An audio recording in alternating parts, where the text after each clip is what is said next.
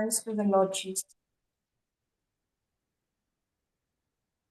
Praise to the Lord Jesus Christ. கர்த்தருடைய பரிசுத்த நாமத்திற்கே மகிமை உண்டதாக. இந்த காலை வேளையிலே உங்கள் அனைவரோடு இணைந்து கர்த்தரை ஆராதிக்க கர்த்தர் கொடுத்த இந்த அருமையான தருணத்திற்காக கர்த்தரை நான் ஸ்தோத்தரிக்கிறேன்.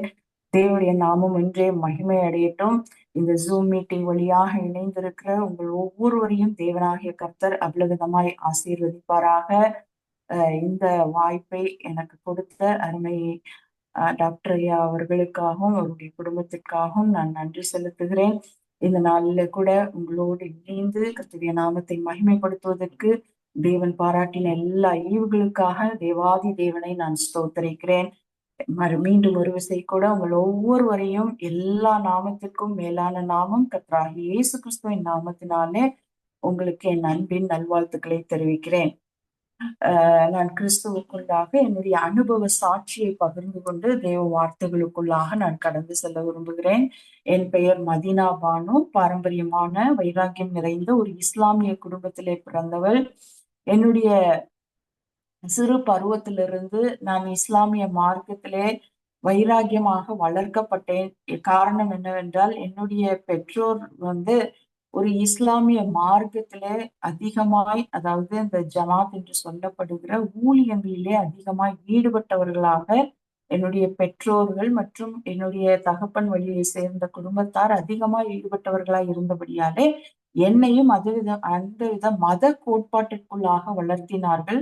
ஆகவே என்னுடைய இளமை பருவத்திலேயே, அதாவது என்னுடைய டீன் ஏஜ்லேயே கூட நான் அதிகமாக பக்தி வைராக்கியத்தோடு மத கடமைகளை பின்பற்றுகிறவர்களாகவும் அநேக ஜமாத்துக்கு கடந்து சென்று குரானை போதிக்கிறவர்களாகவும் என்னால் இயன்று மட்டும் இஸ்லாமிய மார்க்கத்திலே வைராக்கியமாக தீவிரமாக வாழ்கிற ஒரு வாழ்க்கை வாழ்ந்தவளாகவும் நான் காணப்பட்டேன்.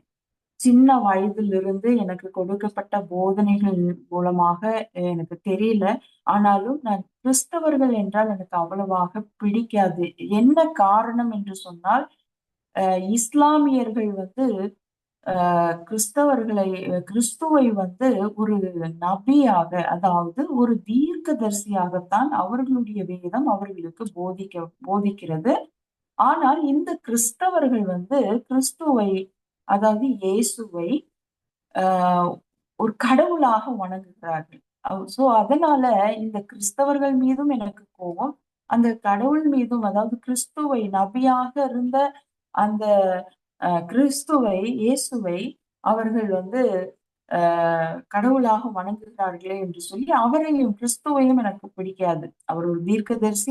அவரை குறித்து நான் வாசித்த அந்த நூலிலே, அதாவது புனித நூலாக கருதப்படுகிற குரானிலே பதிக்கப்பட்டிருந்தாலும் அவரை குறித்து மரியாளின் மகள் என்று சொல்லி அநேக காரியங்கள், அற்புதங்களை, அடையாளங்களை செய்த காரியங்கள் எல்லாம் அதிலே குரானிலே சொல்லப்பட்டிருந்தாலும், அது நான் நன்கு அறிந்திருந்தாலும் எனக்கு அவ்வளவாக ஈடுபாடு அவர் கிடையாது.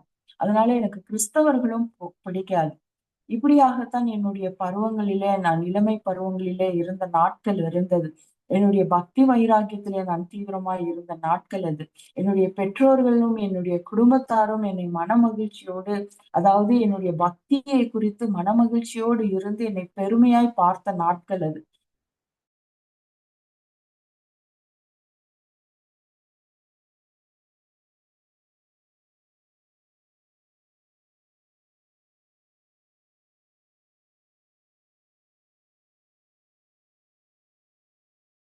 என்னுடைய மார்க்கத்தை எதிர்த்து, அதாவது என்னுடைய குடும்பத்தை எதிர்த்து நான் ஒரு கத்தோலிக்க கிறிஸ்தவரை திருமணம் செய்து கொண்டேன்.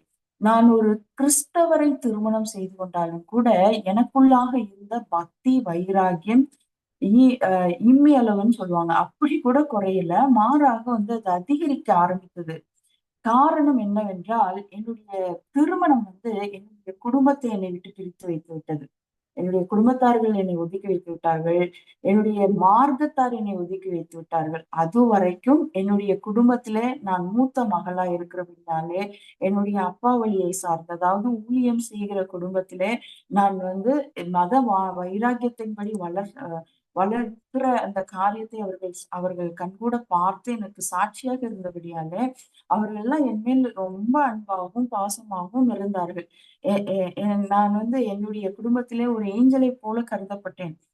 அப்படிப்பட்ட வளர்க்கப்பட்ட நான் தனியாக விடப்பட்ட ஒரு நிலைமை வந்தது என்னுடைய திருமணத்தின் நிமித்தமாக. என்னுடைய குடும்பம் என்னை ஒதுக்கி வைத்து விட்டது. என்னுடைய சமுதாயம் என்னை மார்க்கத்தால் என்னை ஒதுக்கி வைத்து விட்டார்கள். இப்படிப்பட்ட சூழ்நிலையில எனக்குள்ள இருந்த இன்னொரு வைராகியம் என்னவென்றால், என்னுடைய குடும்பத்தை முழுமையான இஸ்லாமிய குடும்பமாக மாற்ற வேண்டும். இதுதான் என்னுடைய முழுமையான ஒரு வைராக்கியமாய் இருந்தது. அப்படிப்பட்ட அந்த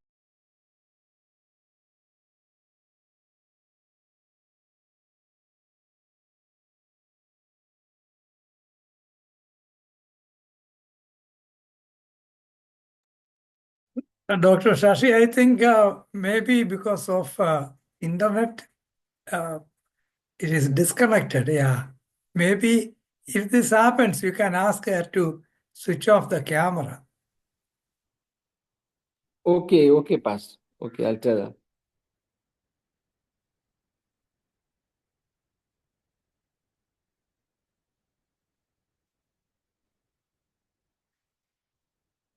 அப்படியாக என்னுடைய இஸ்லாமிய மார்க்கத்துல நான் என்னுடைய முழு குடும்பத்தையும், அதாவது என்னுடைய கத்தோலிக்க கிறிஸ்தவராய் இருந்த என்னுடைய கணவரையும் நான் இஸ்லாமிய மார்க்கத்திலே கொண்டு வர வேண்டும் என்பதுதான் என்னுடைய நோக்கமாய் இருந்தது.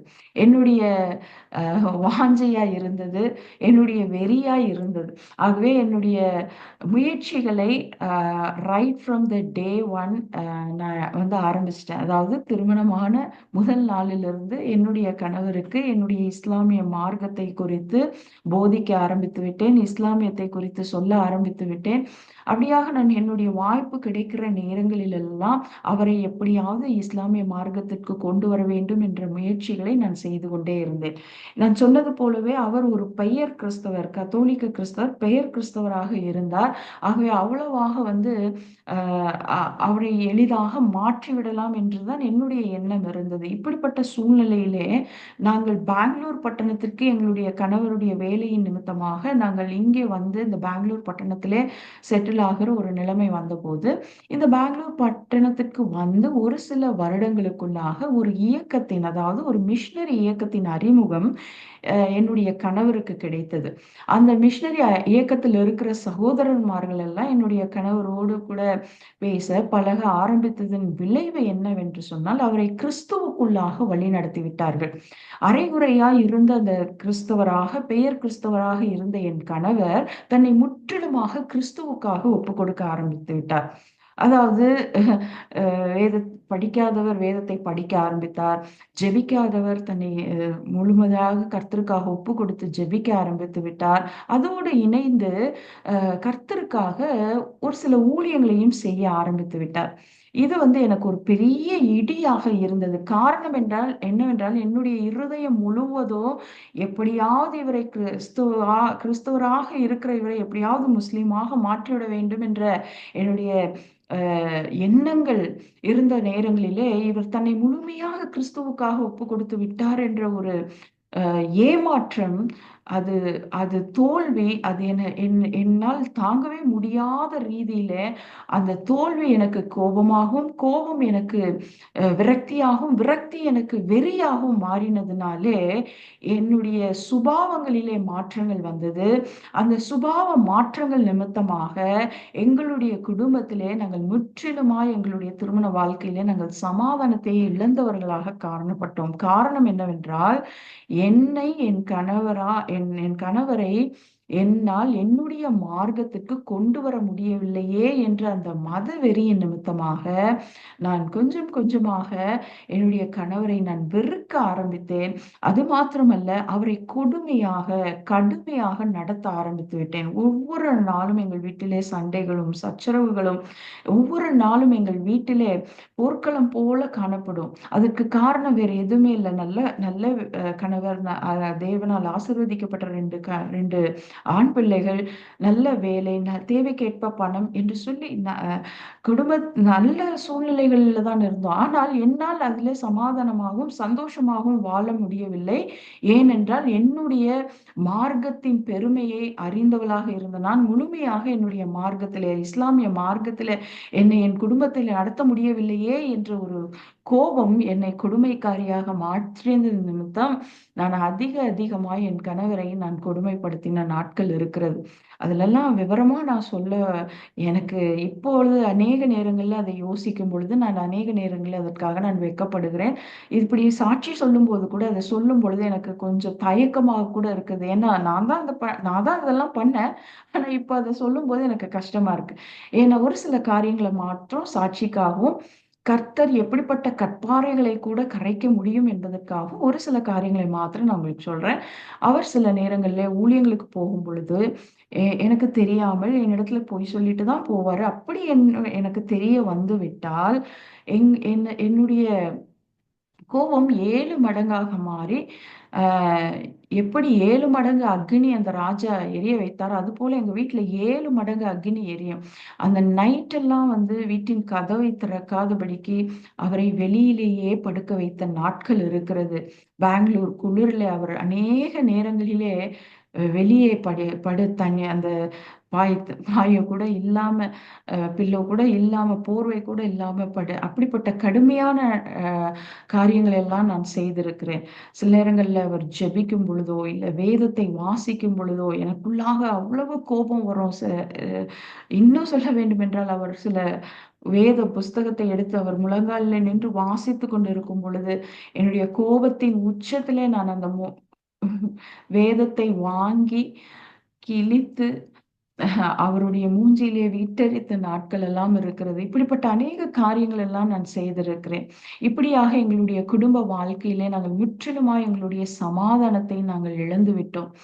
என்னுடைய இருதயத்திலே வேதனை ஒரு புறம் இருந்தது, தனிமையின் உணர்வு ஒரு புறம் இருந்தது, எதிர்காலத்தை குறித்த பயம் ஒரு புறம் இருந்தது. காரணம் என்னவென்றால் இந்த வாழ்க்கை பறிபோய் விடுமே ஆனால் என்னுடைய குடும்பம், என்னுடைய சமுதாயம் என்னை நிராகரித்து விட்டது, ஒதுக்கி வைத்து விட்டது. என்னுடைய வாழ்க்கை என்ன ஆகும், என்னுடைய எதிர்காலம் என்ன ஆகும், எல்லாவற்றிற்கும் மேலாக என்னுடைய பிள்ளைகளை என்னால் இஸ்லாமியர்களாக வளர்க்க முடியவில்லையே, என்னுடைய பிள்ளைகளுடைய எதிர்காலம் என்னவாகும், இப்படிதான் நாங்கள் இரட்டை வாழ்க்கை வாழ வேண்டுமா என்ற அநேக கேள்விகளும் குழப்பங்களும் அநேக எதிர்காலத்தை குறித்த பயங்களோடும் கூட தான் என்னுடைய வாழ்க்கை தொடர்ந்து கொண்டே இருந்தது. அதே போராட்டம், அதே சண்டை, அதே சச்சரவு, அதே சமாதான குறைவோடு கூட எங்களுடைய வாழ்க்கை கடந்து சென்று கொண்டிருந்த அந்த நேரங்களிலே தான் ஒரு ஞாயிற்றுக்கிழமை வந்தபோது என்னுடைய கணவர் சாயங்கால நேரத்துல நான் சொன்ன இந்த மிஷனரி இயக்கத்தின் மூலமாக நடத்தப்படுகிற ஒரு ஜெப கூடுகைக்கு அவர் புறப்பட்டு கொண்டிருந்த நேரத்திலே நான் சென்று வழக்கமாக என்னுடைய சண்டையை நான் ஆரம்பித்து சொன்னேன், நீங்கள் ஜெப கூடுகைக்கு போகக்கூடாது என்று சொல்லி. அவர் சொல்லிவிட்டார், இல்ல நான் போய் தான் ஆகணும், இனி என்னை தடுக்க கூடாது, நான் வாக்கு பண்ணியிருக்கிறேன், நான் வரேன், நான் போய் தான் ஆகணும் அப்படின்னு சொல்லி. அவர் என்னுடைய பேச்சை பொருட்படுத்தாமல் அவர் ஜெப கூடுகைக்கு போகிறார் என்ற கோபம் ஒரு புறம், இன்னொரு புறம் எப்படியாவது இவரை ஜெப கூடுகைக்கு அதாவது ஜெபத்திற்கு போகாமல் தடுத்து நிறுத்த வேண்டும், இவர் போனால் தானே ஆண்டவருக்குள்ளே வளர முடியும், அதனால இந்த அட்மாஸ்பியருக்குள்ளேயே அவரை போக விடாம பாதுகாத்து வைத்துக் கொள்ள வேண்டும் என்ற ஒரு தந்திரம் ஒரு புறம். ஆகவே அவரை தடுப்பதற்கு அநேக காரியங்களை நான் செய்து கொண்டே இருக்கிறேன். அவரிடத்துல பேசுறேன், கோபப்படுறேன், திட்டுறேன், எல்லாம் பண்றேன். ஆனா அவர் எதையுமே பொருட்படுத்தாமல் ஜெப கூடுகைக்காக அவசரமாக புறப்பட்டு கொண்டிருந்தார். என்னுடைய வார்த்தைக்கு அவர் செவி சாய்க்காத போது என்னுடைய கோபத்தின் உச்சத்து நிமித்தமாக அந்த அறையில் இருக்கிற பொருட்களை எல்லாம் தூக்கி அவர் மேல வீசி என்னுடைய கோபத்தை நான் வெளிப்படுத்துகிறேன். அப்பொழுதும் அவர் அதை கண்டுகொள்ளவே இல்லை. கடைசியாக அவர் புறப்படுகிற அந்த நேரம் வந்துவிட்ட போது எனக்கு எப்படி அவரை தடுக்கிறதுன்னு தெரியாம அவருடைய சட்டையெல்லாம் உலுக்கி அந்த சட்டையை கிழிச்சு அப்படியே அவரை தடுத்து நிறுத்துவதற்கு முயற்சி செய்தேன். அந்த நேரத்துல அவர் ஒரு வார்த்தை சொன்னார், நீ என்ன செஞ்சாலும் நான் ஜெபத்துக்கு போய் தான் ஆகணும், வேணும்னா நீயும் என்னோட வா அப்படின்னு சொன்னாரு.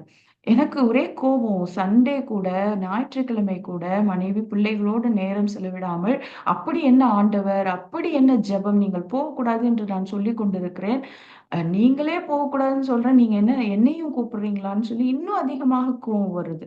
அப்போ அந்த சூழ்நிலையில என் இருதயத்திலே ஒரு பெரிய ஒரு எண்ணம் தோன்றினது. அந்த எண்ணம் என்ன அப்படின்னு சொன்னா, இந்த ஜெப கூடுகைக்கு இவரோடு நான் போக வேண்டும் என்று சொல்லி. என்ன எதற்கு அந்த எண்ணம் வந்தது என்று சொன்னால், எனக்கு சின்ன வயதிலிருந்து எனக்கு தெரிந்த காரியம் என்ன அப்படின்னு சொன்னா, கிறிஸ்தவர்கள் என்றாலே ஜெபம் என்ற பெயர்ல எல்லாரும் ஆண்கள், பெண்கள் எல்லாரும் கூடுவார்கள். ஏனென்றால் இஸ்லாமிய மார்க்கத்தில ஆண்கள், பெண்கள் எல்லாம் கூடி வரமாட்டாங்க. அந்த பர்தா சிஸ்டம் இருக்கும். ஸோ இது வந்து கிறிஸ்தவர்கள் என்றால் எல்லோரும் கூடுவார்கள். அ தயவுசெய்து யாரும் தவறாக நினைத்துக் கொள்ளக்கூடாது. எல்லோரும் கூடுவார்கள், குடிப்பார்கள், நடனம் ஆடுவார்கள். இதற்காக தான் என் கணவரும் ஓடோடி போகிறார் என்ற ஒரு ஒரு ஒரு எண்ணம் எனக்குள்ளே இருந்ததினாலே, இன்று இவரோடு சென்று அங்கே நடக்கிறதை பார்த்து இவரை கையும் களவுமாக பிடித்து விட வேண்டும். அதுக்கப்புறம் பர்மனண்டா இவரை போக விடாம பண்ணிடலான்னு சொல்லி அந்த தந்திர எண்ணத்தோடு கூட என்னுடைய இருதயத்துல அந்த எண்ணத்தோடு கூட என் கணவரை பார்த்து நான் சொன்னேன், சரி நான் உங்களோட வர்றேன் அப்படின்னு சொல்லி சொன்னேன். அவருக்கு அது நம்பவே முடியல. நான் சரி வர்றேன்னு சொன்னது அவராலே அவரால் அதை என்னுடைய தந்திர எண்ணங்கள் புரிந்து கொள்ள முடியாத அவர் நம்பவே முடியாம மறுபடியும் மறுபடியும் கேட்டார். நான் சொன்னேன், இல்ல நான் உங்களோட வர்றேன் அப்படின்னு சொல்லி சொன்னேன். அவர் ரொம்ப சந்தோஷத்தோடு உணர்ச்சி வசப்பட்டு என்னுடைய தந்திர எண்ணங்கள் எல்லாம் தெரியாம 2 கரங்களையும் மேலே உயர்த்தி அல்லே லூயா ஸ்தோத்திரம் என்று சொல்லி சந்தோஷத்தோடு என்னை ஜெப கூடுகைக்கு அழைத்து சென்றார். அப்போ அந்த ஜெப கூடுகைக்கு போன போது நான் வந்து அந்த முதல் முதல் நான் கிறிஸ்தவ ஒரு ஜெபத்திற்கு நான் கடந்து செல்லுகிறேன். என் வாழ்க்கையிலே நான் பார்த்த முதல் ஜெப கூடுகை அதுதான். நான் கடந்து சென்று அந்த ஜெப கூடுகைக்கு அந்த அந்த சபைக்குள்ளாக நான் நுழைந்த போது நான் பார்த்த காட்சி எப்படி இருந்தது என்று சொன்னால், ஆண்கள் ஒரு புறம் அமர்ந்து கொண்டு, பெண்கள் ஒரு புறம் அமர்ந்து கொண்டு பாடிக்கொண்டு இருந்தார்கள். அப்போ நான் சென்று பெண்கள் புறமும், அவர் சென்று ஆண்கள் புறமும் அமர்ந்து கொண்டோம். பாடல் நேரம் நடந்தது, ஆராதனை நேரம் நடந்தது, ஜெப நேரம் நடந்தது, எல்லாம் நடந்தது. ஆனால் நான் என்ன எதிர்பார்த்து வந்தேனோ அது மாத்திரம் நடக்கவே இல்லை. எனக்கு இப்பொழுது போர் அடிச்சிருச்சு. நான் இப்போ வீட்டுக்கு போகணும். ஏன்னு சொன்னா எனக்கு நான் நினைச்சு வந்த காரியம் நடக்கல இல்லையா? சோ எனக்கு வந்து இப்போ வீட்டுக்கு போனோம். உண்மையாகவே இவங்க கிறிஸ்தவர்கள்லாம் உண்மையாகவே தெய்வ பக்தியோடு அவர்கள் தெய்வத்தை அவங்க ஆராதிக்கிறாங்க. நாம நினைத்தது தவறு என்பது எனக்கு புரிந்து விட்டது. ஸோ இப்போ எனக்கு வீட்டுக்கு போணும். என் கணவரை கூப்பிடலான்னு பார்த்தா அவர் மெய் மறந்து கர்த்தரை ஆராதித்துக் கொண்டிருக்கிறார் கண்களை மூடி. அதனால எவ்வளோ செய்கையெல்லாம் காட்டி முயற்சி செய்தாலும் கூட அவரை வந்து என்னால கூப்பிட முடியல. அப்போ பெங்களூர் போன ஒரு சில வருடங்கள் தான் எனக்கு சரியான வழிகள் எல்லாம் தெரியாது. ஒருவேளை எனக்கு வீட்டுக்கு வருவதற்கு வழி தெரிந்திருந்தால் அவரை அங்கேயே விட்டுட்டு நான் வந்திருப்பேன். அதனால வேற வழியே இல்லை. இப்போ நான் அந்த ஜெப கூடுகை முடியிற வரைக்கும் என் கணவர் வர்ற வரைக்கும் நான் அங்கேயே தான் இருக்கணும். ஸோ வேண்டா வெறுப்போடு நான் வந்து எப்போ முடியுன்ற ஒரு எதிர்பார்ப்போடு அங்கேயே வேண்டா வெறுப்போடு நான் அமர்ந்து கொண்டே இருக்கிறேன். அப்போ ஒவ்வொருத்தரும் வந்து ஜெப நேரத்தையும் ஆராதனை நேரத்தையும் மாற்றி மாற்றி நடத்தும் பொழுதெல்லாம் ஒவ்வொருத்தரும் வந்து அந்த புல்பிட்ல நிற்கும் பொழுதெல்லாம் என் இருதயத்துல எந்தவித வஞ்சகமே இல்லாம அவங்கள மனதார திட்டி திட்டி தீர்க்கிறேன். இவன் வந்து நிக்கிறான், இவன் இவன் வந்து நிக்கிறானே, இவன் எத்தனை நேரம் எடுப்பான் அப்படின்னு சொல்லி மனசுல ஒருமையில பேசி அவங்களெல்லாம் நான் திட்டிகிட்டே இருக்கிறேன். அப்படி நான் வேண்டா வெறுப்போடு அந்த இடத்துல உட்கார்ந்துருக்கிறேன். அப்போ கடைசியாக தேவ செய்தியின் நேரம் வந்தபோது ஒரு பிரசங்கியார் அந்த இடத்துல வந்து நின்றார். இதுதான் தேவ செய்திலாம் அப்ப எனக்கு தெரியாது. அப்போ அவர் வந்து நிற்கும் போது அவருடைய உருவத்தை வைத்து நான் அவரை அந்த ஒரு பட்டப்பெயரை வைத்து மனதுக்குள்ளாகவே அவரை திட்டிக் கொண்டு இவர் எவ்வளவு நேரம் எடுக்க போறாரோ அப்படின்ற ஒரு வேண்டா வெறுப்போடு அந்த இடத்துல நான் அமர்ந்து கொண்டிருந்தேன். அப்போ அந்த செய்தியாளர் பேசும்போது இப்படியாக சொன்னார், இந்த பூமியில பிறந்த எல்லோரும் பாவிகளாய் இருக்கிறார்கள் என்று சொல்லி. இதுவரைக்கும் என் சிந்தனைகளை அதிலே செலுத்தாமல் அமர்ந்து கொண்டிருந்த நான் இந்த வார்த்தைகளை கேட்ட உடனேயே என் சிந்தனைகளை அதற்குள்ளாக செலுத்த ஆரம்பித்தேன். இந்த பூமியிலே பிறந்த எல்லோரும் பாவிகளாய் இருக்கிறார்கள். என் இருதயத்துக்குள்ளே ஒரு கேள்வி வந்தது, நான் எப்படி பாவியாக இருக்க முடியும்? ஏனென்றால் என் குடும்பம் என்னை ஒதுக்கி வைத்து விட்டது, என்னுடைய சமுதாயம் என்னை ஒதுக்கி வைத்து விட்டது. நான் தனி மனுஷியாக நான் வணங்குகிற கடவுளுக்கு நான் உண்மை உள்ளவளாக இருக்கிறேன். என் கடவுளுக்காக நான் போராடி என்னுடைய என்னுடைய குடும்பத்தை எப்படியாவது வழிநடத்த வேண்டும் என்று போராடி வருகிறேன். என் தனி மனுஷியாக நான் எப்படி பாவியாக இருக்க முடியும் என்ற ஒரு பெரிய கேள்வி எனக்குள்ளாக வந்தது. தொடர்ந்து அந்த பிரசங்கியார் பேசும் பொழுது சொன்னார், நீங்கள் எப்பேற்பட்ட பாவிகளாய் இருந்தாலும் உங்கள் பாவங்களை மன்னிக்க கர்த்தராகிய இயேசு கிறிஸ்துவுக்கு மாத்திரம்தான் அதிகாரம் இருக்கிறது என்று சொல்லி தொடர்ந்து அந்த வார்த்தைகளை நான் கேட்க ஆரம்பித்தேன். அவர் வாசித்தார், மத்தேயு 6ஆம் அதிகாரம் 33வது வசனத்தை வாசித்தார். முதலாவது, தேவனுடைய ராஜ்யத்தையும் அவருடைய நீதியையும் தேடுங்கள், அப்பொழுது இவைகள் எல்லாம் உங்களுக்கு கூட கொடுக்கப்படும் என்று சொல்லி இந்த வார்த்தைகள் என் இருதயத்திற்கு ஏதோ சமாதானத்தை கொடுப்பதை போல உணர்ந்தேன். காரணம் என்னவென்றால், எதிர்காலத்தை குறித்த பயங்களும் கேள்விகளும் என் வாழ்க்கையை என்னுடைய இருதயத்தை வேதனையிலே இருந்த எனக்கு இந்த வார்த்தைகள் ஏதோ ஆறுதலை தந்ததை போல உணர்ந்தேன். தொடர்ந்து அந்த வார்த்தைகளை கேட்டேன். ஆனால் என்னால் அவ்வளவாக புரிந்து கொள்ள முடியவில்லை. ஜெபக்கூடுகை முடிந்தது. வீட்டிற்கு நாங்கள் வந்துவிட்டோம். மறுநாள் காலை திங்கட்கிழமையிலே என் கணவர் அலுவலகத்திற்கு சென்ற பிறகு எந்த வேதாகமத்தை நான் வெறுத்து அதை வாசிக்கும் பொழுது என் கணவர் வாசிக்கும் பொழுது அதை கிழித்து வீசினேனோ அந்த வேதாகமத்தை முதல் முறையாக என்னுடைய கரங்களிலே நான் ஏந்தி வாசிக்க ஆரம்பித்தேன்.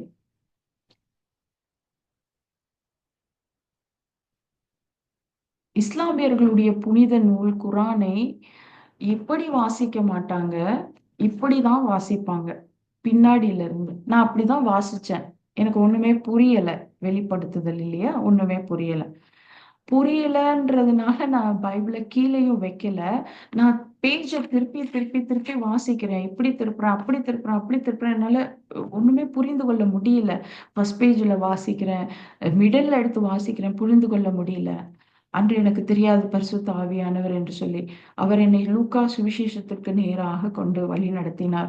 அந்த லூக்கா சுவிசேஷத்துல 24 அதிகாரம் இருக்கிறது. இந்த 24 அதிகாரத்தையும் உட்கார்ந்த இடத்திலேயே நான் வாசித்து முடித்தேன். அப்பொழுதுதான் தெரிந்தது ஆண்டவராகிய இயேசு கிறிஸ்து யார் என்று சொல்லி. ஆண்டவராகிய இயேசு கிறிஸ்து எனக்காக இந்த பூமியிலே பிறந்தவர் என்பதை நான் தெரிந்து கொண்டேன். ஆண்டவராகிய இயேசு கிறிஸ்து எனக்காக இந்த பூமியிலே வந்தார் என்பதை தெரிந்து கொண்டேன். ஆண்டவராகிய இயேசு கிறிஸ்து என் பாவங்களை சுமந்தார் என்று தெரிந்து கொண்டேன். ஆண்டவராகிய இயேசு கிறிஸ்து எனக்காக சிலுவையிலே தன்னுடைய ரத்தத்தை, கடைசி சொட்டு ரத்தத்தை சிந்தி எனக்காக ஜீவனை கொடுத்தார் என்பதை நான் தெரிந்து கொண்டேன். ஆண்டவராகிய இயேசு கிறிஸ்து எனக்காக மரித்தார் என்பதை நான் தெரிந்து கொண்டேன். ஆண்டவராகிய இயேசு கிறிஸ்து மரணத்தை ஜெயித்து உயிரோடு எழுந்தார் என்பதை தெரிந்து கொண்டேன். ஆண்டவராகிய இயேசு கிறிஸ்து மீண்டும் அவர் வரப்போகிறார் என்பதை தெரிந்து கொண்டேன். ஆண்டவராகிய இயேசு கிறிஸ்து இன்றும் பிதாவிடத்திலே எனக்காக பரிந்து பேசிக் கொண்டிருக்கிறார் என்பதை தெரிந்து கொண்ட அந்த மாத்திரத்திலேயே முழங்கால் படியிட்டு ஆண்டவராகிய இயேசு கிறிஸ்துவின் இடத்துல என்னை அவருடைய கரத்திலே ஒப்பு கொடுத்தேன். பிரியமானவர்களே, இயேசு கிறிஸ்துவை நான் ஏற்றுக்கொண்டேன் என்று சொல்வதற்கு நான் எவ்வளவேனும் தகுதி உள்ளவள் அல்ல. ஏனென்றால் அவரை வெறுத்த என்னை, அவரை வெறுத்த என்னை, அவர் அன்பின் ஆண்டவர் என்னை அவர் ஏற்றுக்கொண்டார் அவருடைய பிள்ளையாக. கர்த்தருடைய நாமம் ஒன்றே மகிமை அடையட்டும். பக்தி உள்ளவர்களை கர்த்தர் தமக்காக தெரிந்து கொள்ளுகிறார் என்ற வேத வாக்கியங்கள் என்னுடைய வாழ்க்கையில நிறைவேறினது. எப்படிப்பட்ட கற்பாறையான இருதயங்களையும் கூட கரைக்க கர்த்தராகிய இயேசு கிறிஸ்து அவர் வல்லவராய் இருக்கிறார். ஏனென்றால் அவரே ஜீவன் உள்ள தேவன். வானத்திற்கு கீழே பூமிக்கு மேலே ரட்சிக்கப்படக்கூடிய ஒரே நாமம் நீங்களும் நானும் ஆராதிக்கிற கர்த்தராகிய இயேசு கிறிஸ்துவின் நாமம். அந்த நாமத்தினாலே எனக்கு ஒரு ரட்சிப்பு கிடைத்தது. கர்த்தர் என்னை அன்பாய் ரட்சித்து அவருடைய பிள்ளையாக மாற்றினது மாத்திரமல்ல, அவருடைய உன்னதமான அவருடைய மகிமையான ஊழியத்தை செய்யும்படியான பாக்கியத்தை தேவன் எங்களுக்கு கொடுத்திருக்கிறார். நான் என்னுடைய குடும்பத்தை இஸ்லாமிய குடும்பமாக மாற்ற வேண்டும் என்று போராடினேன். ஆனால் என்னுடைய நினைவுகள் என் அன்பின் ஆண்டவருடைய நினைவுகள் அல்ல. எங்களை கிறிஸ்துவின் குடும்பமாக மாத்திரமல்ல, கிறிஸ்துவுக்காக ஊழியம் செய்கிற குடும்பமாக தேவன் இந்த நாளிலே தெரிந்து கொண்டார். தெரிந்து கொண்டு அவருடைய ஊழியத்துல பயன்படுத்தி வருகிறார். என்று நானும் என் கணவரும் என் 2 ஆண் பிள்ளைகளும் இணைந்து எங்களால் இயன்ற ஊழியங்களை கர்த்தருடைய நாம மகிமைக்காக நான் செய்து வருகிறேன். என்னுடைய தரிசனம், கிறிஸ்துவை அறியாதவர்கள் கிறிஸ்துவை அறிந்து கொள்ள வேண்டும். கிறிஸ்துவை அறிந்தவர்கள் கிறிஸ்துவை அறிவிக்கிறவர்களாக மாற வேண்டும். Missions to meet the souls and raise the souls for Christ. இதுதான் என்னுடைய தரிசனம். அந்த தரிசனத்தின்படி இந்த நாளிலே அநேக ஊழியங்களை பெண்கள் மத்தியிலே சபைகளுக்கு கெஸ்ட் ஸ்பீக்கராக கடந்து செல்வதற்கும், வாலிபர்கள் மத்தியிலும் அநேக ஊழியங்களை, கிராம ஊழியங்களிலும் அநேக ஊழியங்களை செய்வதற்கு அடியலுக்கு தேவன் கிருபை தந்து வருகிறார். கர்த்தருடைய நாமம் ஒன்றே மகிமை அடையட்டும். இந்த சாட்சியை தேவன் தாமே ஆசீர்வதிப்பாராக. மறுபடியுமாக இந்த வாய்ப்பை கொடுத்த டாக்டர் அவர்களுக்கும் அவருடைய குடும்பத்திற்கும் என் நன்றிகளை தெரிவிக்கிறேன். இந்த வேளையிலே தேவனுடைய வார்த்தைகளை கேட்கும்படி நம்முடைய இருதயத்தை ஆயத்தப்படுத்தலாம். கொடுக்கப்பட்ட நேரத்திற்குள்ளாக நாம் வேகமாக தேவனுடைய வார்த்தைகளுக்குள்ள கடந்து சென்று தேவனுடைய வார்த்தைகளை தியானிக்க ஆண்டவர் இந்த காலை வேளையிலே நமக்கு உதவி செய்வாராக. வேதம் சொல்லுகிறது 19வது சங்கீதத்திலே, கர்த்தருடைய வேதம் குறைவற்றதும் ஆத்துமாவை உயிர்ப்பிக்கிறதுமாய் இருக்கிறது என்று சொல்லி, ஆகவே இந்த வேளையில ஆத்துமாவை உயிர்ப்பிக்கிற வார்த்தைகளை கொண்டு இந்த காலை வேளையில, இந்த வருட இறுதி நாட்களிலே கூட ஆண்டவர் நம்முடைய ஆத்துமாக்களை உயிர்ப்பிப்பாராக. எடுத்து நாம் வாசிக்கலாம். இந்த காலை வேளையிலே கர்த்தர் நம்மோடு பேசுவாராக. பிரியமானவர்களே, ஜெபத்தின் மேன்மைகளை குறித்து இந்த நாளிலே நாம் தியானிக்க ஆண்டவர் நமக்கு கிருபை தரட்டும். நாம் ஆராதிக்கிற கர்த்தராகிய இயேசு கிறிஸ்துவுக்கு அநேக நாமங்கள் இருக்கிறது. அந்த நாமத்துல ஒரு நாமம் என்ன அப்படின்னு சொன்னா, அவர் ஜெபத்தை கேட்கிற தேவனாய் இருக்கிறார். நம் ஆண்டவர் நம்முடைய ஜெபத்தை கேட்கிற தேவனாய் இருக்கிறார். இப்பொழுது கூட நாம் ஒரு சில காரியங்களுக்காக நாம் ஜெபித்தோம். நம்முடைய ஜெபத்தை கர்த்தராகிய இயேசு கிறிஸ்து அவர் கேட்டிருக்கிறார். அவர் ஆம் என்றும் ஆமேன் என்றும் அவருடைய சிங்காசனத்திலிருந்து நமக்கு பதிலை கொடுத்திருக்கிறார். பிரியமானவர்களே, சங்கீதம் 65ஆம் அதிகாரம் 2வது வசனம் சொல்லுகிறது, ஜெபத்தை கேட்கிறவரே மாம்சமான யாவரும் நம்மிடத்திலே வருவார்கள் என்று சொல்லி. ஆம், நம் ஆண்டவர் யார் என்றால் அவர் நம்முடைய ஜெபத்தை கேட்கிற தேவன். எரேமியா 33:3ஆம் அதிகாரத்துல சொல்லப்படுகிறது, 33ஆம் அதிகாரம் 3வது வசனத்துல சொல்லப்படுகிறது, என்னை நோக்கி கூப்பிட பொழுது நான் உனக்கு உத்தரவு கொடுத்து நீ அறியாதும் எட்டாவதுமான பெரிய காரியங்களை உனக்கு அறிவிப்பேன் என்று சொல்லி. மத்தேயு 21ஆம் அதிகாரம் 22வது வசனம் சொல்லுகிறது, நீங்கள் விசுவாசம் உள்ளவர்களாய் ஜெபத்திலே எவைகளை கேட்பீர்களோ அவைகளை பெறுவீர்கள் என்று வேதம் சொல்லுகிறது. மாற்கு 11ஆம் அதிகாரத்துல நம்ம வாசிக்கிறோம், நீங்கள் ஜெபம் பண்ணும்போது எவைகளை கேட்டுக்கொள்வீர்களோ அவைகளை பெற்றுக்கொள்வோம் என்று விசுவாசியுங்கள் என்று சொல்லி வேதம் சொல்லுகிறது. 50ஆம் சங்கீதத்துல வாசிக்கிறோம், தம்மை நோக்கி கூப்பிடுகிற யாவருக்கும் கர்த்தர் சமீபமா இருக்கிறார் என்று சொல்லி.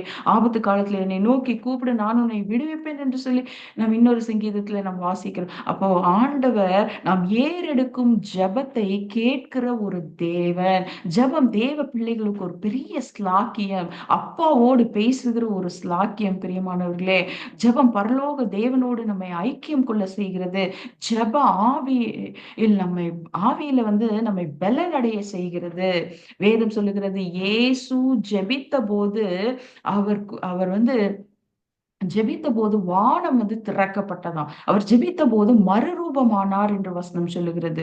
அவர் ஜெபித்த போது தேவதூதர்கள் தோன்றி அவரை பலப்படுத்தினார் என்று வசனம் சொல்லுகிறது. அப்போஸ்தலர்கள் கூடி ஜெபித்த போது கூடியிருந்த இடம் அசைந்தது என்று வேதம் சொல்லுகிறது. இந்த காலை வேளையிலே இந்த ஜெப கூடுகைக்கு வந்திருக்கிற உங்களுடைய ஜெபத்தையுமாய் கர்த்தர் ஆம் என்றும் ஆமீன் என்றும் அங்கீகரித்தது மாத்திரமல்ல, அவருடைய ஜெபத்தின் வல்லமையை உங்கள் ஒவ்வொருவருடைய வாழ்க்கையில நிச்சயமாக வெளிப்படுத்துவார். ஏனென்றால் அவர் ஜெபத்தை கேட்கிற தேவன். லூக்கா 21ஆம் அதிகாரம் 36வது வசனத்தை நான் வாசிக்கிறேன். லூக்கா 21ஆம் அதிகாரம் 36வது வசனம், ஆகையால் இனி சம்பவிக்க போகிற இவைகளுக்கெல்லாம் நீங்கள் தப்பி மனுஷகுமாரனுக்கு முன்பாக நிற்க பாத்திரவான்களாய் எண்ணப்படுவதற்கு எப்பொழுதும் ஜெபம் பண்ணி விழித்திருக்க வேண்டும். இந்த வசனத்துல 2 காரியத்தை நாம் வாசிக்கிறோம். முதலாவது காரியம் என்ன? இனி சம்பவிக்க போகும் காரியங்களுக்கு நீங்கள் தப்ப வேண்டுமானால் எப்பொழுதும் ஜெபம் பண்ணி நாம் விழித்திருக்க வேண்டும். ஆங்காங்கே நடக்கும் சம்பவங்கள், கொடிய காரியங்கள், கொடிய கொள்ளை நோய்கள், இயற்கை சீற்றங்கள், இதெல்லாம் நாம் பார்க்கும் பொழுது ஆண்டவருடைய வருகை எவ்வளவு சமீபம் என்று தெரியும். அப்போ இவைகளுக்கெல்லாம் நாம் தப்ப வேண்டும் என்றால், நம் தேசம் தப்ப வேண்டும் என்றால், நாம் எப்பொழுதும் ஜெபத்திலே விழித்திருக்கிறவர்களாய் காணப்பட வேண்டும். தேவ ஜனங்கள் ஜெபித்தார்கள், சிறைச்சாலைகள் அதிர்ந்தது என்று சொல்லி நாம் வாசிக்கிறோம். பேதுருவுக்காக ஜெபித்து சங்கிலிகள் கட்டவிழ்க்கப்பட்டது என்று வாசிக்கிறோம். இரும்பு கதவுகள் திறக்கப்பட்டது என்று நாம் வாசிக்கிறோம். இன்று தேவ ஜனங்களாய் ஆங்காங்கே எந்தேதோ நாடுகளில் இருந்தாலும் இன்று தேவ ஜனங்களாய் நாம் ஒன்று கூடி ஜெபிக்கும் பொழுது நம் உலகத்தை கட்டி வைத்திருக்கிற எல்லா சாத்தானின் அதிகாரங்கள், எல்லா சாத்தானின் வல்லமைகள் கட்டவிழ்க்கப்படும். சுவிசேஷ வாசல்கள் திறக்கப்படும். ஆத்துமாக்கள் விடுதலையாக்கப்படுவார்கள். நாம் எப்பொழுதும் ஜெபத்திலே தேவ ஜனங்கள் விழித்திருக்கும் பொழுது கர்த்தர் இந்த காரியங்களை நடப்பிப்பார். அதே வசனத்துல 2வது காரியம் சொல்லப்படுகிறது, நீங்கள் மனுஷகுமாரனுக்கு முன்பாக நிற்க பாத்திரவான்களாக எண்ணப்பட வேண்டும் என்றால் எப்பொழுதும் ஜெபத்திலே விழித்திருக்க வேண்டும் என்று சொல்லி, இன்னும் நாளைக்கு நம்ம மேசியாவாக பிறந்த இயேசுவை நாம கிறிஸ்துவின் பிறப்பை அனுசரிக்கிற ஒரு கிறிஸ்துமஸ் அந்த பண்டிகையை நம்ம கொண்டாட போகிறோம். அதே நேரத்திலேயே ஒரு காரியத்தை நாம் ஞாபகத்திலே வைத்துக் கொள்ள வேண்டும். என்ன காரியம்? மேசியாவாக வந்த இயேசு இப்பொழுது நியாயாதிபதியாக வரப்போகிறார். அன்று மேசியாவாக வந்தார், ஆனால் இனி நியாயாதிபதியாக இயேசு வரப்போகிறார். அவருக்கு முன்பாக நாம் நிற்க பாத்திரவான்களா எண்ணப்பட வேண்டும் என்றால் வசனம் சொல்லுகிறது போல நாம் ஜெபத்திலே விழித்திருக்கிறவர்களாக காணப்பட வேண்டும். இந்த கடைசி நாட்களிலே திறப்பிலே நிற்கிற கூட்டங்கள் குறைந்து கொண்டே இருக்கிறது. ஆனால் ஆண்டவர் அதைத்தான் எதிர்பார்க்கிறார். திறப்பிலே நிற்க, சுவரை அடைக்க ஆண்டவர் தேவ ஜனங்களை எதிர்பார்க்கிறவராய் இருக்கிறார். நாம் எப்பொழுதும் ஜெபத்திலே விழித்திருந்தால்தான் வரப்போகிற தேவகுமாரன் நியாயாதிபதியாக கர்த்தராகிய இயேசு கிறிஸ்துவுக்கு முன்பாக நாம் நிற்க நாம் பாத்திரவான்களா எண்ணப்படுவோம். மத்தேயு 7ஆம் அதிகாரம் 22, 23 ஆகிய வசனங்களிலே நாம் வாசிக்கும் பொழுது, உம்முடைய நாமத்தினாலே நாங்கள் பிசாசுகளை துரத்தினோம், உம்முடைய நாமத்தினாலே தீர்க்க தரிசனம் உரைத்தோம், உம்முடைய நாமத்திலே அற்புத அடையாளங்களை செய்தோம் அப்படின்லாம் சொன்னாங்க. ஆனா அவர்களுக்கு ஆண்டவர் சொன்ன பதில் என்ன தெரியுமா? ஆண்டவர் சொன்னாரு, அக்கிரம செய்கைக்காரரே என்னை விட்டு அகன்று போங்கள் அப்படின்னு சொல்லி ஆண்டவர் சொன்னார். அது மாத்திரம் இல்ல, உங்களை நான் யார் என்று அறியேன் அப்படின்னு சொல்லி ஆண்டவர் சொன்னார். பாருங்க, எவ்வளவு பெரிய வார்த்தை! அதுவும் யாரை பார்த்து சொல்றாரு? அவருடைய நாமத்தினால அற்புத அடையாளங்களை செய்த அவங்களை பார்த்து சொன்னாரு, I don't know who you are, get out அப்படின்றாரு. அவருடைய நாமத்தினால தீர்க்க தரிசனம் உரைத்தோம், அவருடைய நாமத்துல பிசாசுகளை துரத்தினோம், எல்லாம் செஞ்சோம். ஆனா ஆண்டவருடைய வருகைகளை, அதாவது அவருக்கு பாத்திரவானாக, அவருக்கு முன்பாக நிற்க பாத்திரவான்களாக அவர்கள் எண்ணப்பட முடியவில்லை. பிரியமானவர்களே, இந்த காலை வேளையிலே இந்த ஜெப கூடுகைக்கு வந்திருக்கிற நாம் எல்லோரும் தேவகுமாரனாகிய கர்த்தராகிய இயேசு கிறிஸ்துவுக்கு முன்பாக நிற்க பாத்திரவான்களாக நாம் எண்ணப்பட வேண்டும் என்றால் நாம் ஜெபத்திலே விழித்திருக்கிறவர்களாக நாம் காணப்பட வேண்டும். ஆகவே இந்த காலை வேளையிலே ஜெபத்தின் மேன்மையை உணர்ந்தவர்களாக, ஜெபத்திலே நமக்கு தேவன் அவருடைய வல்லமையை வெளிப்படுத்துகிறார் என்பதை உணர்ந்தவர்களாக ஜெபத்திலே நாம் எப்பொழுதும் விழித்திருப்பதற்கு தேவனாகிய கர்த்தர் நமக்கு உதவி செய்வார். நேரம் குறைவாக இருக்கிறபடியால நான் 3 காரியங்களை, இந்த 3 வகையான ஜெபங்களை சொல்ல நான் வாஞ்சித்தேன். ஆனால் நேரம் குறைவாக இருக்கிறபடியால 3வது ஜெபத்தை குறித்து மாத்திரம் நான் சொல்றேன். ஆத்தும பார ஜெபம். முதல் 2 காரியம் அழுகையின் ஜெபம், அதிகாரப்பூர்வ ஜெபம். அது இப்பொழுது நமக்கு தியானிக்க நேரம் இல்லை, அதனால நான் கடைசி பாயிண்டான ஆத்தும பார ஜெபத்திற்குள்ளாக நாம் அதை தியானிக்கலாம். ஆத்தும பார ஜெபம் யாத்ராகமம் 32ஆம் அதிகாரம் 32வது வசனத்திலே ஒரு தேவ மனிதனுடைய ஜெபத்தை குறித்து நாம் வாசிக்கிறோம். யாத்ராகமம் 32ஆம் அதிகாரம் 32வது வசனம். ஆகிலும் தேவரீர் அவர்கள் பாவத்தை மன்னித்தருளுவீரானால் மன்னித்தருளும், இல்லாவிட்டார் நீர் எழுதின உம்முடைய புஸ்தகத்திலிருந்து என் பேரை கிறுக்கி போடும் என்று சொல்லி. இது யாருடைய ஜெபம்? நம்ம எல்லாருக்கும் தெரியும். தேவ மனுஷன், தேவ ஊழியக்காரனான மோசேயுடைய ஜெபம். எப்படிப்பட்ட சூழ்நிலையில இஸ்ரவேல் ஜனங்களை எகிப்து தேசத்திலிருந்து வழிநடத்தி வந்த மோசே தேவனை நோக்கி ஏறெடுக்கும் ஒரு துணிச்சலான ஒரு ஜெபத்தை நாம் வாசித்தோம். எப்படிப்பட்ட சூழ்நிலையில பாருங்க, இஸ்ரவேல் ஜனங்கள் நமக்கு தெரியும், அநேக நேரத்துல தேவனை நோக்கி முறுமுறுக்கிற ஒரு ஜனங்கள், தேவனுக்கு விரோதமான காரியங்களை செய்கிற ஜனங்கள். ஆனால் தேவனால அழைக்கப்பட்ட தெரிந்து கொள்ளப்பட்ட மோசே நல்ல இருதயத்தோடு பல முறை அவர்களுக்காக பரிந்து பேசுகிறான். இந்த முறை என்ன நடக்குதுன்னா, இஸ்ரவேல் ஜனங்கள் கன்று குட்டியை வணங்கின போது தேவனுடைய கோபமும் எரிச்சலும் அதிகமாய் மூண்டது. அவர்களை அழித்து விட தேவன் மனதாய் இருந்தபோது ஆண்டவர் அந்த ஜனங்கள் மேல வெக்ஸ் ஆயிட்டாரு. போதும், இவங்களை எவ்வளவுதானதான் மன்னிக்கிறது, இவங்க வணங்கா கழுத்துள்ளவர்களாக எப்ப பார்த்தாலும் இதே போல விக்கிரக ஆராதனைக்குள்ளாக முறுமுறுக்கிற ஜனங்களாக, கர்த்தரை குறை கூறுகிற ஜனங்களாக, நன்றி இல்லாத ஒரு ஜனங்களாக இருக்கிறவர்களுடைய இவர்களை அழித்து விடுவதற்கு ஆண்டவர் தீர்மானித்து மோசே இடத்துல அதை பகிர்ந்து கொள்ளுகிறார். அப்போ அந்த மோசே ஏறெடுத்த ஒரு ஜெபம் தான் இந்த யாத்ராகமும் 32ஆம் அதிகாரம் 32வது வசனத்துல நாம் வாசிச்சோம். என்ன ஜெபம் பாருங்க, எவ்வளவு ஒரு பெரிய ஒரு துணிச்சலான ஒரு ஜெபம். இந்த ஜனத்தை நீர் மன்னித்தருளும். இவங்க வணங்கா கழுத்துள்ளவங்க தான், இவங்க கீழ்ப்படியாதவங்க தான், இவங்க முறுமுறுக்கிற ஜனங்க தான், இவங்க பின்மாற்றத்துக்குள்ள விழுகிற ஜனங்கள் தான். ஆனா நீங்க இந்த ஜனங்களை மன்னியும் ஐயா என்று சொல்லி ஜெபிக்க, மன்னித்தருளும் மன்னித்தருளும் ஜெபம் பண்றான். இதுதாங்க திறப்பின் வாசல்ல நின்று ஜெபிக்கிற ஜெபம். ஒரு ஆத்தும கரிசனையோடு கூட மோசே ஜெபித்த ஜெபம். ஆண்டவரே, நாங்கள் வாழுகிற தேசத்துல எத்தனை ஜனங்கள் இன்றைக்கு டாக்டரா சொன்னாங்கல்ல, 120 கோடி ஜனங்கள் வாழுகிற இந்த இந்திய தேசத்துல எத்தனை ஜனங்கள் பாவத்திலே, அக்கிரமத்திலே, விக்கிரக ஆராதனையிலே விழுந்து கிடக்கிற அந்த ஜனங்களுக்காக ஆண்டவரே, அந்த ஜனங்களை மன்னித்தருளும் மன்னித்தருளும், அவர்கள் மேலே மனமிறங்கும், அவர்களை ரட்சியும் என்று ஜெபிக்கிற மோசே கூட்டமாக தேவன் இந்த பிரேயர் குரூப்பை தெரிந்து கொண்டிருக்கிறார். மோசே அப்படிதான் ஜெபித்தான். அந்த ஜனங்களுக்காக பரிதபிப்போடு ஜெபித்தான். மன்னிங்கன்னு மட்டும் அவன் ஜெபம் பண்ணல, அந்த ஜெபம் அப்படியே தொடர்ந்து பாருங்க. இல்லாவிட்டால் இல்லாவிட்டால் நீங்க மன்னிங்க.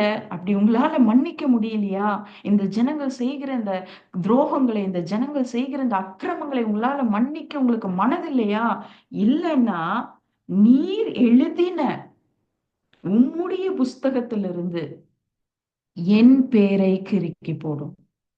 அதனால ஏன் இது துணிச்சலான ஜெபம்னு பேர் வச்சேன்னா, எவ்வளவு பெரிய ஒரு ஒரு ஆத்தும பாரத்தோட ஒரு துணிச்சலா அவர் ஜெபம் பண்றாரு பாருங்க.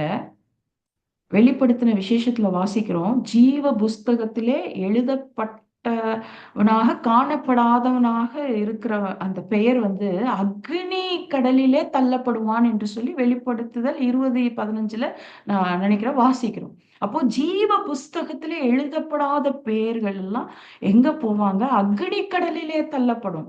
ஆனா இவன் என்ன ஜெபம் பண்றான்? உங்களுடைய ஜீவ புஸ்தகம் நீங்க எழுதுனீங்க இல்லையா, உங்க கையாலே எழுதுன கையாலே என் பேர் அழிச்சிருங்க. அப்போ யோசிச்சு பாருங்க, அவர் மட்டும் அழிச்சிருந்தாருன்னா இவன் எங்க போயிருக்கணும்?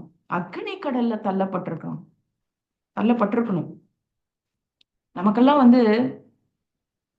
இந்தியன்ஸ் ஒருவேளை பண கஷ்டம்லாம் வந்தா இருக்கிற நகை, வீட்டுல இருக்கிற ஜுவல்ஸ் எல்லாம் எடுத்துட்டு போய் அடகு கடையில அடகு வச்சு அந்த கஷ்டத்துக்கு அந்த இருக்கிற பொருட்கள் அடகு வைப்பாங்க இல்லைங்களா? ஆனா இந்த மோசே தேவனிடத்துல தன் ஆத்துமாவை பணயமாக வைக்கிறான். இந்த ஜனங்களை மன்னிங்க, இல்லைன்னா என் ஆத்துமா முடிச்சிருங்க, என்னுடைய பேரை எடுத்துருங்க ஆண்டவரே. யோசிச்சாதான் நான் சொல்றேன். மறுபடியும் யோசிச்சு பாருங்க. ஒருவேளை ஆண்டவர் மட்டும் ஓகேப்பா உன் பேரை நான் எடுத்துடுறேன் அப்படின்னு சொல்லி இருந்தாருன்னா அவன் அக்னி கடலில தள்ளப்பட்டிருப்பான். அப்போ இவ்வளவு நாள் அவன் பிரயாசம் பட்ட பிரயாசங்கள், ஊழியங்கள் எல்லாமே வீணா போயிருக்கும். ஆனால் தேவ ஜனங்களுக்காக தன் ஆத்துமாவை கூட பொருட்படுத்தாமல் ஆத்தும பாரத்தோடு மோசே ஜெபித்தான். பிரியமானவர்களே, இப்படிப்பட்ட துணிச்சலான சவாலான ஜெபத்தை ஏறெடுக்க காரணம் மோசேக்கு ஜனங்கள் மீது இருந்த தரிசனம், பாரம், ஆத்மாவின் கரிசனம், அக்கறை. மோசேயின் ஆத்ம பாரம் தான் அப்படிப்பட்ட ஒரு ஜெபத்தை ஏறெடுக்க செய்தது. அந்த ஆத்ம கரிசனை இன்று நம்மிடத்திலே காணப்படுகிறதா என்பதை ஒரு நிமிடம் நாம் சிந்தித்து பாருங்கள். மோசே ஜெபித்தான், அக்னி கடலிலே தள்ளப்பட வேண்டும். ஜீவ புஸ்தகத்துல பேர் இல்லைன்னா அது அவனுக்கு தெரிந்திருந்தா கூட அந்த பணயம் வைத்து அந்த ஜனங்களுக்காக, எந்த ஜனங்களுக்காக? நீதிமான்களாய் வாழ்ற ஜனங்களுக்காக இல்ல, எப்பவுமே பாவத்துல விழுற ஜனங்களுக்காக, எப்பவுமே இடறி போற ஜனங்களுக்காக, எப்பவுமே பின்மாற்றத்துல போற ஜனங்களுக்காக தன் ஆத்துமாவை பொருட்படுத்தாமல் தேவ சமூகத்திலே திறப்பிலே நின்று ஜெபித்த அந்த மோசேயுடைய ஆத்தும கரிசனை இந்த காலை வேளையில நம்முடைய உள்ளங்களை நிரப்பட்டும். நாம் ஜெபிக்கிற ஒவ்வொரு ஆத்துமாக்களுக்காக அந்த கரிசனை நமக்குள்ள வரட்டும். ஆண்டவரே, நீர் உருவாக்கின உம்முடைய சாயலாய் சிருஷ்டித்த இந்த ஜனங்கள் அழிந்து விடாதபடிக்கு ஆண்டவரே, இவர்களுக்காக நான் பரிந்து பேசுகிற ஆண்டவரே, இவர்களுக்காக நான் திறப்பிலே நிற்கிற ஆண்டவரே, இவர்களை மன்னித்தருளும் ஐயா, மன்னித்தருளும் என்ற ஒரு ஆத்தும கரிசனையோடு கூட ஜெபிக்கிற ஜெப வீரர்கள், ஜெப வீராங்கனைகள் இயேசுவின் நாமத்திலே உலகமெங்கிலும் எழும்பட்டும். அல்லேலூயா. இன்னொரு ஜெபம் லூக்கா 16ஆம் அதிகாரத்துல நாம் வாசிக்கிறோம். இந்த ஜெபம் a prayer from the hell, நரகத்திலிருந்து ஏறெடுக்கப்பட்ட ஒரு ஜெபம். உங்க எல்லாருக்கும் தெரியும், ஐஸ்வர்யவான் லாசரு அவனுடைய சம்பவங்கள். ஐஸ்வர்யவான் மரிக்கிறான், லாசரு மரிக்கிறான், 2 பேரும் இருக்கிற ஒரு ஸ்தலம், அதெல்லாம் நமக்கு தெரியும். நேரம் ஆயிடுச்சு, எனக்கு கொடுக்கப்பட்ட நேரம் முடிய போகுது. 2 பேரும் அழித்த பிறகு நடக்கிற ஒரு காரியம் என்ன? ஐஸ்வர்யவான் பாதாளத்திலே வேதனைப்படும் பொழுது என்ன நடக்குது? தூரத்துல ஆபிரகாம் மடியில இருக்கிற அந்த தரித்திரனான அந்த லாசருவை பார்க்கிறான். அந்த லாசருவை பார்த்து அவன் கேக்குறான். வசனம் வாசிக்கும் போது சொல்றான், லாசருடைய அந்த விரல் நுனியிலிருந்து ஒரு துளி தண்ணீர் எனக்கு தாங்க. பாருங்க, ஃபிங்கர் இதுதான். இவன் கேக்குறான் ஃபிங்கர் டிப்ல இருந்து வாட்டர். ஒரு ஃபிங்கரை டிப் பண்ணி வாட்டர் கொடுத்தாலே 1 drop 2 drop தான் வரும். அந்த ஃபிங்கர் டிப்ல இருந்து வாட்டர் கொடுத்தா எவ்வளவு, ஒரு 1/2 drop வந்திருக்குமா? அப்படின்னா அவனுடைய வேதனை எவ்வளவு கொடிதா இருந்ததுன்னு பாருங்க. அப்புறம் சொல்றாரு, இது இட்ஸ் நாட் பாசிபிள், முடியவே முடியாது, ஒரு பிளவு இருக்கு, நீ அந்த சைடு அதெல்லாம் வர முடியாது, இதெல்லாம் சாத்தியமே இல்லை அப்படின்னு சொல்றாரு ஆண்டவர். ஆபிரகாம் அந்த வேதனையை அனுபவித்துக் கொண்டிருந்த அந்த ஐஸ்வர்யவான் ஒரு துளி தண்ணீருக்காக அப்படிப்பட்ட ஒரு நரக வேதனையில இருந்த அந்த ஐஸ்வர்யவான் அடுத்தவன் கேக்குற காரியம் என்ன தெரியுமா? சரி, எனக்கு தண்ணி கிடைக்காட்டி கூட பரவாயில்ல, கீழே என்னுடைய சகோதரர்கள் பூமியில இருக்கிறாங்க, அவங்கெல்லாம் நான் இருக்கிற இந்த கொடிய இடத்துக்கு வந்துடக்கூடாது, நான் போய் அவங்களுக்கு சொல்லணும், அப்படி யாராவது அனுப்புங்க, இந்த நரகத்தை குறித்து அவங்களுக்கு சொல்வதற்கு யாராவது அனுப்புங்க, அவங்க வரக்கூடாது இந்த இடத்திற்கு. நரகத்திலிருந்து ஏறெடுக்கப்பட்ட ஜெபம், a prayer from the hell. நரகத்தில் வேதனைப்படுகிற ஒரு துளி தண்ணீருக்காக ஏங்கி வேதனைப்படுகிற அந்த ஐஸ்வர்யவான் அந்த நரகத்திலிருந்து ஒரு ஆத்தும பாரத்தோடு தன் சகோதரர்களுக்காக ஜெபித்த ஜெபத்தை நாம் பார்க்கிறோம். பிரியமானவர்களே, பாதாளத்திலே தான் வேதனைப்படுவது போல என் சகோதரர்கள் வேதனைப்படக்கூடாது, அவர்களுக்கு செய்தி அனுப்புங்க என்று சொல்லி ஆத்ம பாரத்தோடு கூட அந்த ஐஸ்வர்யவான் ஜெபித்தான். பிரியமானவர்களே, நரகம் கொடுமையானது, அங்கே அக்கினி அழியாது, புழு சாகாது. அதனாலதான் ஆண்டவர் சொன்னார், ஒருவரும் கெட்டு போவது பிதாவின் சித்தமல்ல என்று சொல்லி ஆண்டவராகிய இயேசு கிறிஸ்து நன்மை செய்கிறவராக சுற்றி சுற்றி சுற்றி நொறுங்குண்ட ஆத்துமாக்களை எல்லாம் சந்தித்து அவர்களுக்கு விடுதலையை, அவர்களுக்கு ரட்சிப்பை, அவர்களுக்கு சுகத்தை, அவர்களுக்கு தம்முடைய வல்லமையை வெளிப்படுத்தினார். பிரியமானவர்களே, ஐஸ்வர்யவான் 5 சகோதரர்களுக்காக ஆத்ம பாரத்தோடு பாதாளத்திலிருந்து ஜெபித்தார் என்றால், இன்று நாம் வாழுகிற இந்திய தேசத்திலும் பிற தேசங்களிலும் மெய் தேவனை அறியாமல் பாவ வழியிலே விழுந்து கிடக்கிற பாதாளத்தை நோக்கி ஓடிக்கொண்டிருக்கிற ஜனங்கள் எத்தனை கோடி கோடி உண்டு என்று சிந்தித்து பாருங்கள். அவர்களுக்காக நம்முடைய கரிசனை, ஆத்ம பார ஜெபம் எங்கே? பவுல் சொன்னார், கிறிஸ்து உங்களுக்குள் உருவாகும் அளவும் நான் கர்ப்ப வேதனைப்படுகிறேன் என்று சொல்லி. நான் என் செய்தியை முடிக்கிறேன். ஆத்ம பார ஜெபம் மனுஷகுமாரன் முன்பாக நிற்கப்பட பாத்திரவான்களாய் எண்ணப்படுவதற்கு ஆத்தும பார கருசனையோடு ஜெபத்திலே நாம் விழித்திருக்கலாம். இயேசுவை போல, பவுலை போல, மோசேயை போல ஆத்ம பார ஜெபத்தை நாம் ஏறெடுக்க வேண்டும். மகிமையான ஒரு ஆசீர்வாதங்களை தேசத்திலே, ஒரு வல்லமைகளை, விடுதலைகளை, ஆத்மாவின் விடுதலைகளை கொண்டு வர வேண்டும் என்றால் நாம் ஆத்மாக்களுக்காக ஆத்தும கரிசனையோடு திறப்பிலே நின்று ஜெபிக்கிறவர்களாக ஒவ்வொரு தேவ பிள்ளைகளும் அர்ப்பணிக்க வேண்டும். அப்படி அர்ப்பணிக்க இந்த கூடுகையிலே வந்திருக்கிற ஒவ்வொரு சகோதர சகோதரிகளுக்கும் தேவன் கிருபை தருவாராக என்று சொல்லி உங்களிலே எல்லோரையும் மீண்டும் ஒரு விசை கர்த்தராகிய இயேசு கிறிஸ்துவின் நாமத்திலே வாழ்த்தி தேவ வார்த்தைகளை நிறைவு செய்கிறேன். கர்த்தர் உங்கள் ஒவ்வொருவரையும் அவ்வளவு விதமாய் ஆசீர்வதிப்பாராக. ஆமென்.